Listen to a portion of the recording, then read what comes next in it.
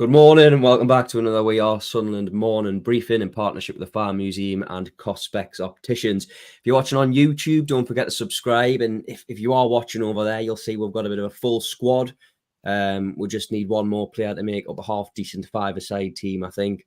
So if anyone fancies going in goal, let me know, because I'm not playing in goal. Dom, Joe, Scott, how are you all doing? Good, mate. Good. You all right? Yeah, sun's shining. We've got a new manager. Let's get straight stuck into things then. Obviously, I'll start with you, Scott. We spoke about a bit of the build-up to this before he was appointed. He's now in the door in the building. You did a great piece yesterday on sort of how that came about. If you want to take things away, really, I guess. Yeah, well, we're there. At least I think the positive is at least we've got to the end of this process now, because it's felt interminable, hasn't it? It's clearly been damaging.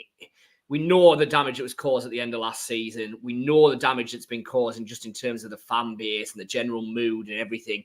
And I do think it was starting to cause damage in terms of, just the situation of the club, Dan Neil's contract, what's happening with Chris Rigg, all these questions. You need a head coach. So clearly, I think the positive now is we've got a head coach in place. He'll start work at the start of next week. He'll be there from pretty much the word go in terms of pre-season. That's the positive. Now, I think it's fair to say the reaction to Le Bris' appointment's been mixed, but I think you'd expect that probably. Certainly with the fact that it's a relatively unknown manager coming from overseas that most Sunderland fans will not know an awful lot about. I think there are some fans who he's the new Sunderland boss, will back him come what may. I think there's some fans who are, let's give the guy a chance. 2 seasons ago, he did really well with Lorient. Yes, it didn't go particularly well last season, but, he does seem to fit the project. Let's see how this works. And then I think there are some fans who are, how on earth have we ended up with a manager who was relegated to the French second tier last season? And I think, that is a fair, all of those viewpoints at the moment are fair to take. But ultimately, he's going to be Sunderland managers next season. He has to be given a chance, doesn't he? Let's see what he's capable of. And let's see how kind of Speakman and Louis Dreyfus's project, if you like, works when it feels like they've got the type of head coach now that deep down they've probably wanted all along. Yeah, Joe, I mean, I just sort of carry that on to you, because I know we've spoken on here quite a bit, without going into all the corporate speak of alignment, etc. It certainly seems, it's not an appointment that sort of is surprising when you look at his background, having come through, the development set up in France. I'm just keen to get your take on what you think of, Regis Le Bris on the face of things. Yeah, it certainly seems like what you say, an appointment that's aligned with what the club have wanted for quite a while. I think if they could have, they looked at sort of Francesco Farioli, didn't they, a year ago, similar mould. I think it's someone that, or that profile of head coach that they've wanted for quite some time. Spent the majority of his post-playing career in academy setups and has got quite a good record there. He's particularly with Lorient as well. He's won under 17s and under 18s titles there with Reims as well. So you can see why that would appeal to them. We heard Mike Dodds at the end of last season, didn't we, say that the next head coach needs to be of a developmental background. Le Bris certainly is that. And like Scott said, he obviously did well in his first season, not so well last season. Few mitigating circumstances in terms of some of the players that went out in January and then last summer as well.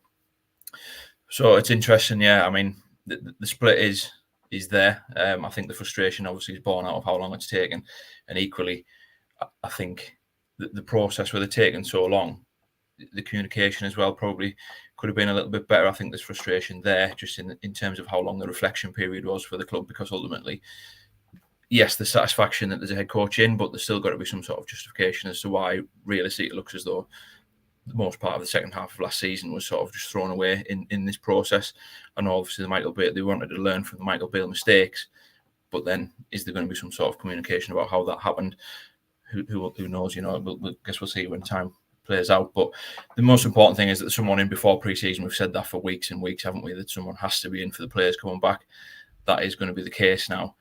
And I think it's just going to be nice to be able to sort of kick on and look elsewhere other than who the head coach is going to be, because obviously there's been so many names linked within that time as well. I think that'll be another frustration.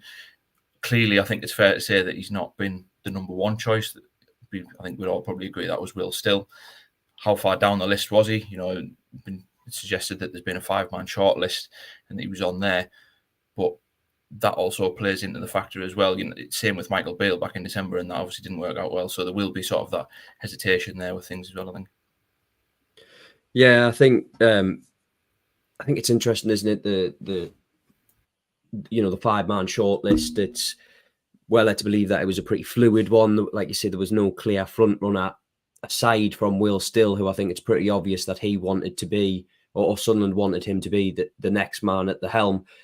Dom, before I come to you, I've got to ask you, we've all been away in the past couple of weeks. Are you the problem because you went away and then appointed a new head coach? Are you the reason behind the delay? I know at various stages we all had time off, didn't we? And we said, well, when you come back, we're bound to have a new head coach in place. And yet, it's getting to Wednesday and Thursday, and I'm thinking when I'm back on Monday, there's still not going to be a head coach. And then it all happened pretty quickly, didn't it, at the end of the week? Yeah. It just needed resolving for everyone involved, didn't it? But I do wonder, because of the process to appoint him, Le Bris is under more pressure than even a new Sunderland manager would be, I think, to make a fast start, to make a bright start, because the kind of struggles and pain and hurt of the second half of last season just needs to be banished, doesn't it? And yet, you know what it's like. We're all fans, and if they don't make a fast start, if they do make a sluggish start, and if it takes time to get his feet under the table and get settled, then kind of all the moans and concern and anger from last season is only going to come bubbling to a head again, isn't it? And the other thing with players coming, the transfer window's open, the players are back. The players are back in the next week or so. He's got to just dive straight in, hasn't he? There's no time to settle in now. Decisions have got to be made imminently. Scott mentioned the likes of Chris Rigg, Dan Neil. There's clearly transfer decisions that have got to be made. So Le Bris clearly been aware that he's been in the running for this. So you'd like to think that he's well equipped and well prepared. But yeah, there's no time to settle. It's straight to work, isn't it? Yeah, I mean, Sunderland will have been frustrated by the time taken. I think the rough time scale was 3 weeks that they've been talking to him, or at least trying to get this deal over the line. But there was a delay with work permit. Obviously, then conversations with Lorient. I mean, again, Joe, I'll come to you. We spoke about them this was prior to obviously the appointment, and think before the ball was moving, about needing to get somebody in just on a basic human level to get them to adjust to the area, adjust to the northeast. I mean, if he's coming over today, you'll think it's bright sunshine, but it certainly isn't like that all the time. But that's it, isn't it? Getting somebody in, getting them used to the area, used to the playing staff, just before you return for pre-season. Yeah, absolutely. It certainly isn't like this every day. It's nice to finally get a bit of summer, isn't it? But no, it's exactly that. And there's obviously been a bit of a hold up with how Lorient wanted to deal with things, with the way their season went. I think their president had described it as sort of unacceptable, really, what happened last season, given what's happened. But however that's played out, that's clearly been a stumbling block over the last couple of weeks since the Still issue, like that saga at the end of May.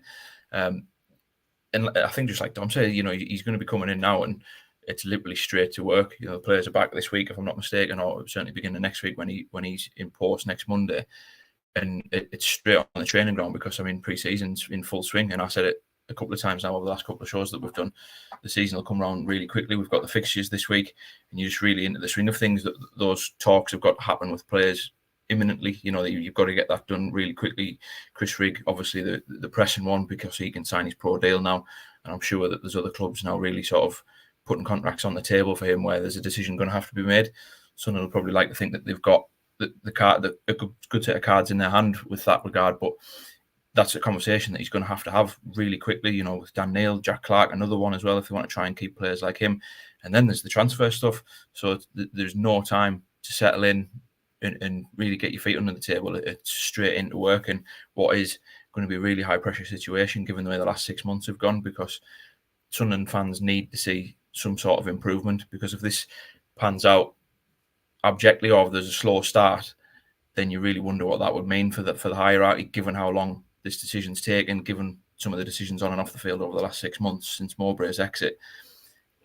It does put pressure on Le Bris to start fast. It's almost unfortunate for him. It's a little bit out of his control that this pressure's been added to him. There's always going to be that expectation at Sunderland in the Championship to start well and being in around the promotion mix, but just given what's happened, even if there was a start like last season where I think they lost the first 3 games in all competitions, there'll be immediate warning signs there and alarm bells ringing and support frustration. It's already, he needs to build that up. Getting fans on side is one of the big things that he needs to do this season. Obviously, that's only going to come with winning games of football, but getting a good pre-season behind him as well is probably going to be key in being helped in the transfer market as well.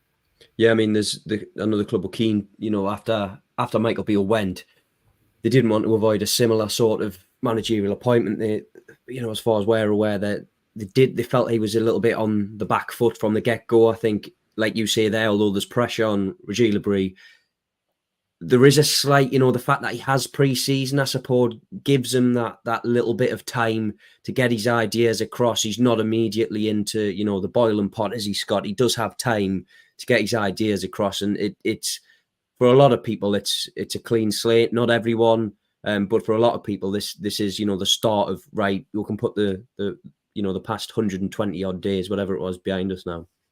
Yeah, I think, clearly coming in at the start of pre-season and having that opportunity to work with your squad, get to know your squad, get your ideas, get your tactics embedded is infinitely more preferable than the Beale situation where he comes in halfway through the season and has to kind of pick up straight away. So, yeah, there'll be a degree of benefit from that. But I think Joe's absolutely right in what he says in the through no fault of his own, Régis Le Bris finds himself thrust into a situation that, just in terms of the general feel around the football club, is not what you would ideally want if you were a manager taking over at a new club. Now, realistically, most of the time when you're a manager taking over at a club, it's because something's gone wrong. So, a manager stepping into a difficult situation is not in any way, shape or form unusual.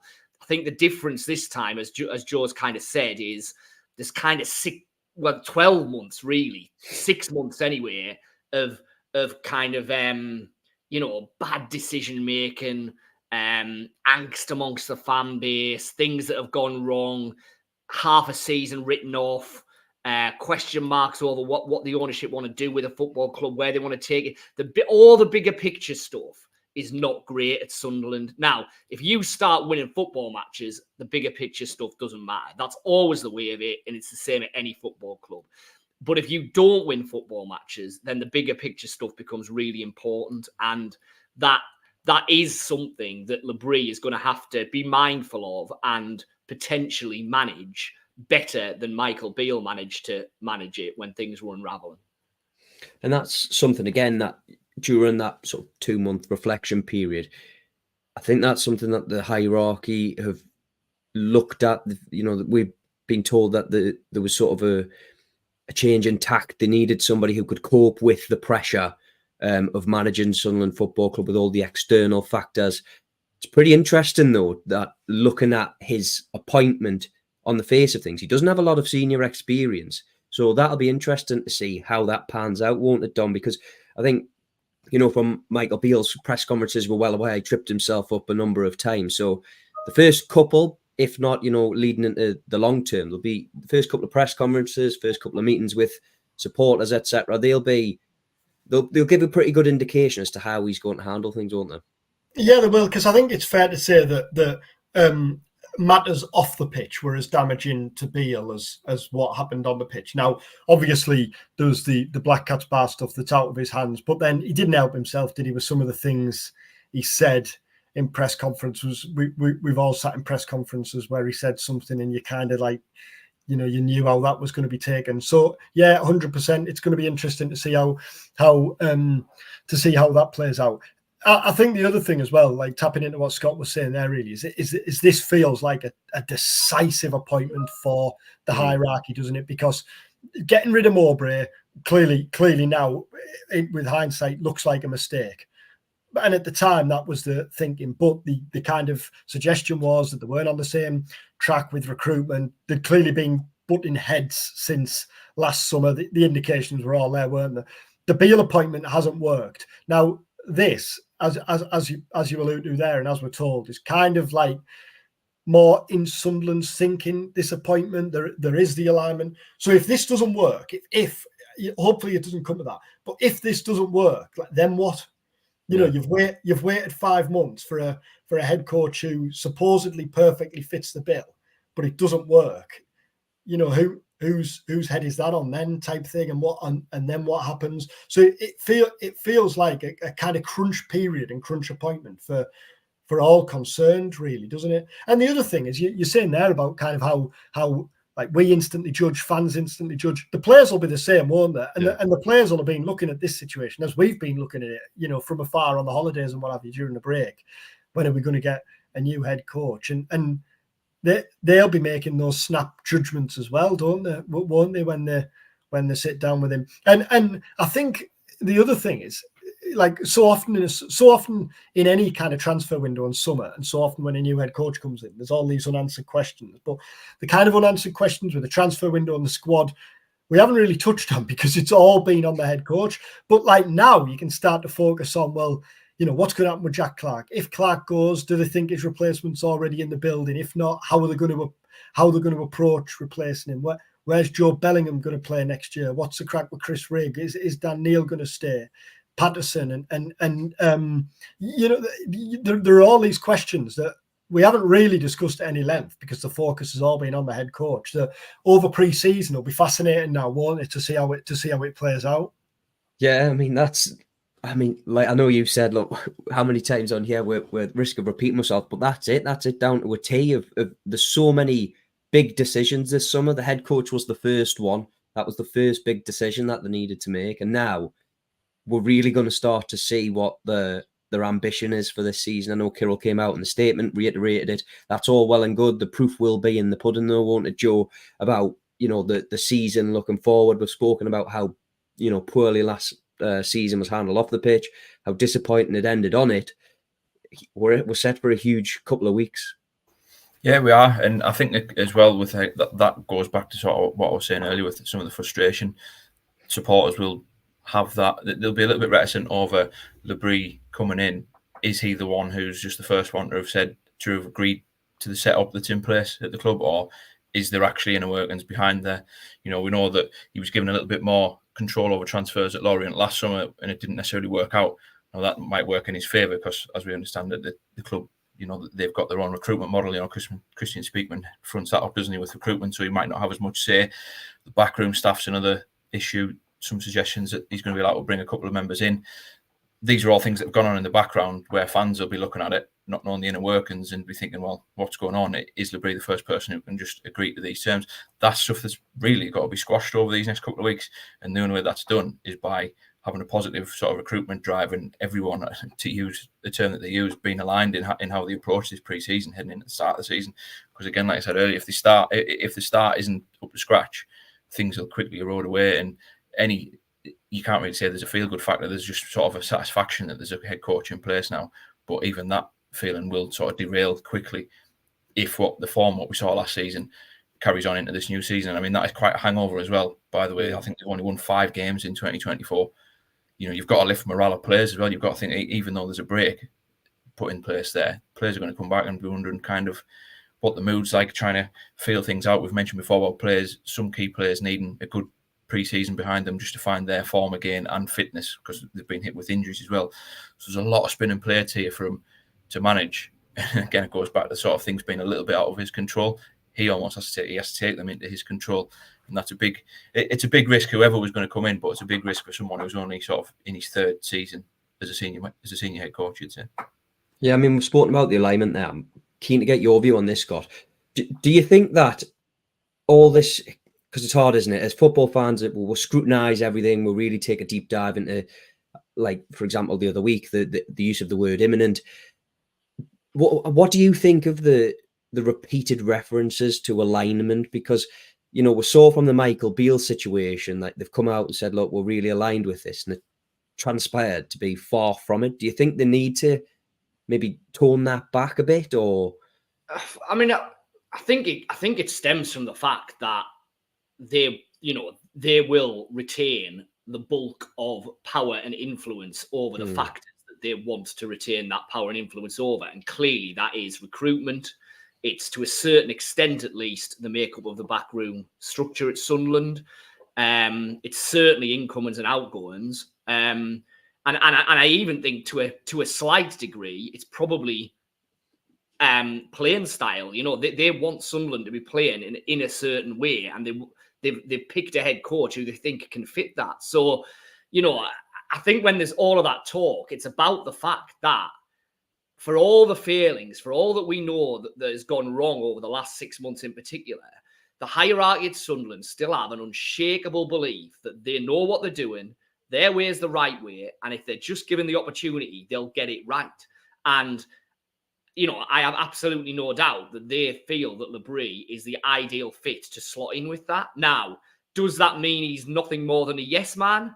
That's one way of looking at it. And I understand that will be the view of some supporters, that the primary reason he's got this job is because he's just willing to do as he's told. Now, I genuinely don't think it's as clear cut as that. I think Sunderland feel they've got a really good coach who's got really good ideas, and given the opportunity and the players, can improve the squad that he's got and get Sunderland back up the top end of the table. There's a lot of ifs in there at the minute, let's see. But I have absolutely no doubt that one of the key reasons why Le Bris is Sunderland's new manager is because the feeling from above him is that he absolutely fits the structure that is in place, and that will remain in place come what may. Yeah, it's interesting, isn't it? I mean, I don't think any of us are going to sit here and pretend that we know the ins and outs of Régis Le Bris in terms of how he wants his sides to play. But like I said, I've sort of round things off here, Dom. It feels like an appointment that Sunderland have been waiting to make since, that Kirill Louis-Dreyfus, Christian Speakman came in. It certainly feels like this is the direction that they've wanted to head in, but we're finally at this stage now. Yeah, well, we know, don't we, Will, still from back in December, that he was approached, and I don't know whether it ever got to the stage of talks taking place, but there was certainly a very strong interest there, and that was an indication, wasn't it?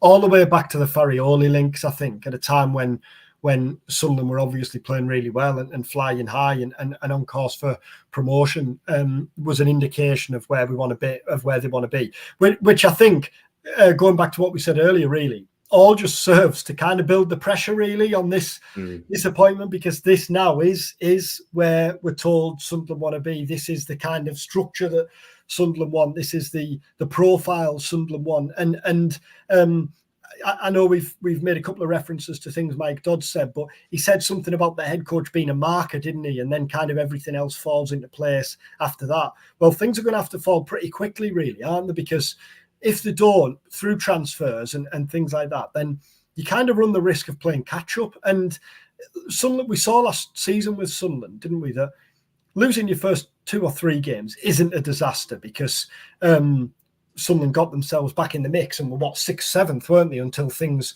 took a turn and went really south in the second half of the season. But I just think because of the mood and because everything we've discussed and because of the general feeling around the club at the back end of the season, it's more important than ever, really, just to win, just to start positively. So the general direction of travel is forwards rather than kind of looking back and linking it to last season. But the reality is, like, things like the Jack Clark situation are likely to play out until deep into the summer, aren't they? That sort of like transfer saga is rarely resolved quickly, is it? When there's kind of an in-demand player like that, there's going to be a fair few clubs interested. So those things, there's certainly going to be things that aren't resolved until later in the summer. But I just think, given everything we know about the direction Sunderland want to travel in, this has to work now, really, doesn't it? Yeah, I mean, I think we'll all agree on that. It has to. This has to be a marker for the rest of the season moving forward. Just to end on that point that you made there, I think, as you say, all the talk of alignment has to come to fruition. It's how they reinvest any money from a big sale as well, like Jack Clark. That's what was so disappointing last summer was, it acted as the foundations for the season that would follow. There wasn't enough experience. We've had Simon Moore come through the door. That's a first indication that they're willing to tweak. I know he's coming on a free transfer, but he's certainly more experienced. There's plenty of questions and things that need answered in the coming weeks, isn't there, Joe? Yeah, totally. Totally agree. We've spoken at length about the transfer priorities as well. Obviously, the centre midfield position, the striker position, and Le Bris is going to have his own. He'll quickly have his own mind made up on that as well. Now, what will be interesting is how that comes to fruition, because we've seen in the past, Mowbray's gone to the hierarchy and said, "Look, we need a forward, we need more experience." Michael Beale said it. Mike Dodd said it. Alex Neil probably said it. But, part of the reason why he left.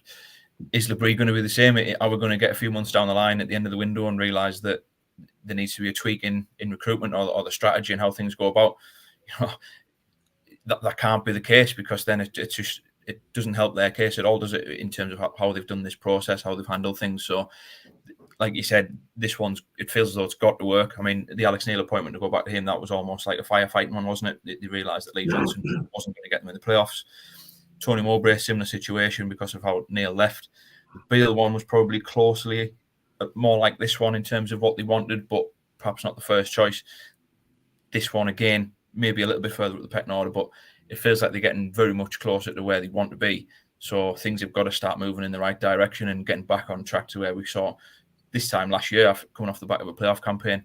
The expectation is simply going to be challenged from the top six again. I've said it a few times on this podcast, where if Sunderland are not in the Premier League, the minimum should be that they're challenging to get back into the Premier League. This last sort of 5 or 6 years, these are the anomaly years in the club's history, and I think that needs a little bit of, people need to remind themselves about that as well. Even possibly in the club, yeah, it's great to be back in the Championship, but this is a club that should be functioning towards either being in or certainly getting towards being in the Premier League. So what's happened over the last 6 months, you could say the 12 months, to be honest, with last summer's recruitment, hasn't been good enough. These are steps that have to go in the right direction now, because otherwise it'll be their heads that are on the line ultimately.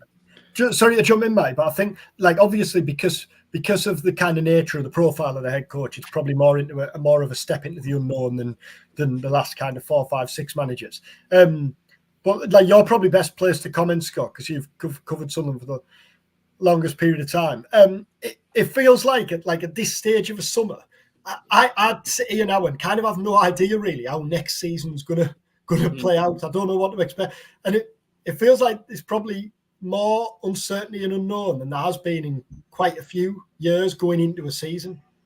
Yeah, and I think with that you get the potential for a higher ceiling and a lower floor, because this could be an absolute disaster. I have no doubt about that.